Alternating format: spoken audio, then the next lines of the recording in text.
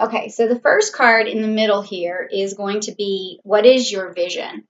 And let's see what you're hoping for. That's really what this vision is about, okay?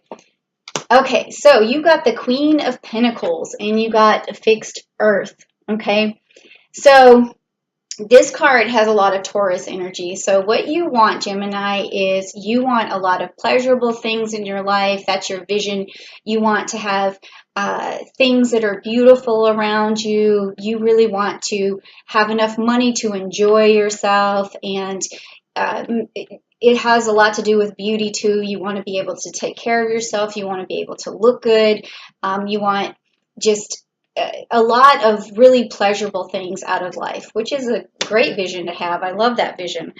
Okay, and so now what opens your heart to listening to others? Now, when we start business plans, we don't really think that one of our major successes comes from listening to others, but it does, because people are going to give you ideas, they're going to collaborate with you. So let's see what opens you up to listening to others.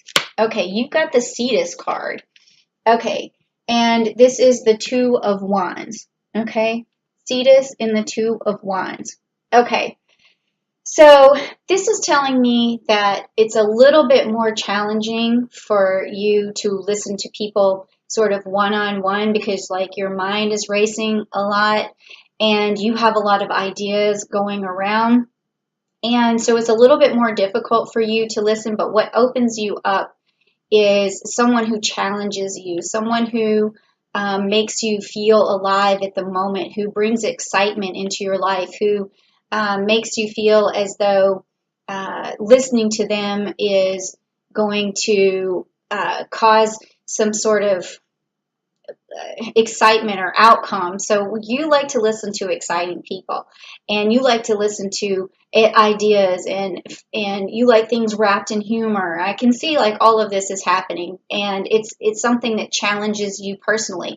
But there's also a lot of other people who may not sound as interesting or may not have a very good delivery, and it's also important to listen to them as well, okay? But this is what opens you up, is like excitement, okay?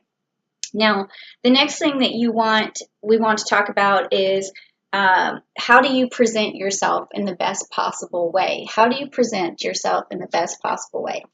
Okay, so you got the Moon and you got the Pisces card. Okay, the Moon and the Pisces card. All right, so this is telling me that you use your intuition and your psychic abilities the best. Like you can see the future in some sort of way. Like it means that when people tell you something, you have an idea of how that might work out for them. And so that helps you to see what might come of a business idea, or what someone else's idea that they tell you would, how it would manifest. So that is how people see you, as some sort is somebody who's very intuitive about the future. Okay. And so that's how you're presenting yourself. That's what people see, is that a picture, that you're painting them a picture, and that's what they see. Okay? That's a good way to be perceived, because it's a visual. So your words are communicating something visual, okay? And then the next card is, how do you maintain clarity? All right? How do you maintain clarity? Okay, so you got the Princess of Swords and you got the Winter card. So this is really a protection card, and somebody who is waiting out things for the long term. So you can think in a way like of the penguin who holds the pebble, like it's a long-term goal. And so for you to have clarity and maintain it, you need to think of the long-term benefits of something. Because I do know that sometimes Geminis, they love the initial idea of something, but then and you know, you have this Pisces ability too, to see that vision, you see it happening, but you also have to know that you're going to have to wait it out to have that long-term goal. Nothing's going to come quick. Nothing's going to work overnight. It's all going to take time. And if you're willing to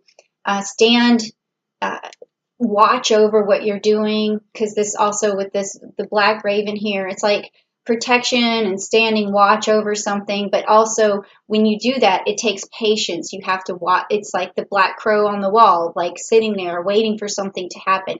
But these things take time. The winter takes time to be over. It's knowing that there's going to be a time period where you have to get through something, and that's going to help you reach your long-term goals. So that's how you keep the clarity. I know that's a long explanation, but you just have to know that you're sacrificing now for something better later. That's definitely how to sum that up.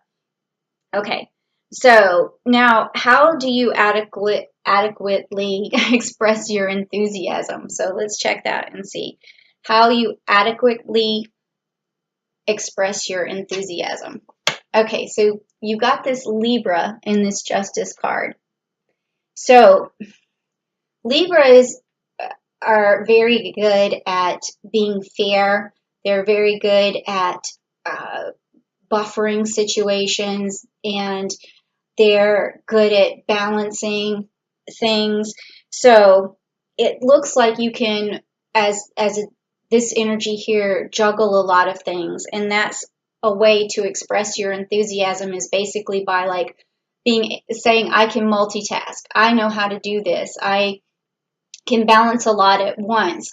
And so don't think that I can't handle a lot, because I can. So this is the kind of way you're expressing yourself in your enthusiasm, is like bring it on, is what I see here. Okay, and but then also you're able to do, you're fair to others too. So there's a lot in that, but it's a lot of energy from Libra there. Okay, so then what helps you negotiate? What helps you negotiate? That's this card. Okay, so this is the Ursa Major and the Two of Cups. And so emotionally, this card has a lot to do with emotion.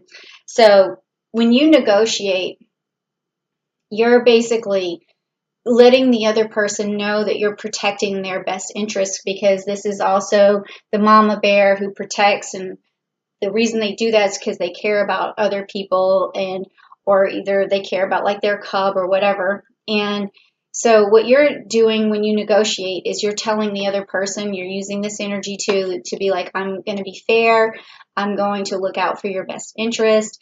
You can feel secure around me. You can feel secure that you're making a good business decision. So this is a really good card to pull for that. It's an excellent card for that. Okay, so I see a lot here. This sounds a lot like Gemini, to be honest, a lot. Okay, so the next card is, am I following up in the best possible way? So we all know that business takes a lot of follow-up, and there's challenges with the follow-up. It's trying to keep a negotiation going, all right? So let's see what this card shows for us. How do you follow up in the best possible way? And that's this one. Okay, so you have the Saturn and you have the World card. Okay, so this tells me that when you follow up, you try to wrap everything up as quickly as possible. Okay, so you look at all the things, all the variables, and this sounds so much Gemini. Like, see all the stuff swirling around here? These are all of the tasks that you know that need to be handled. So every time you basically follow up with people, you try to wrap up all the ends as fast as possible. So in this case, though, just make sure that you don't basically push somebody to feel pressure to wrap things up too quickly. But it also is a very good trait to have, because another person is going to realize that you're on top of everything, that you've thought of everything, and they are going to really appreciate that. But just make sure you give them enough time to respond to everything you're trying to wrap up, because you don't want them to feel too pressured, okay? But it is a good thing to have this ability to take control of all the different variables, okay? So the next thing is, what's standing in your way of actually, what's standing in your way of making money right now, okay? So let's see what's going on. So the Ace of Swords, and it's upside down, and it's the Crucius.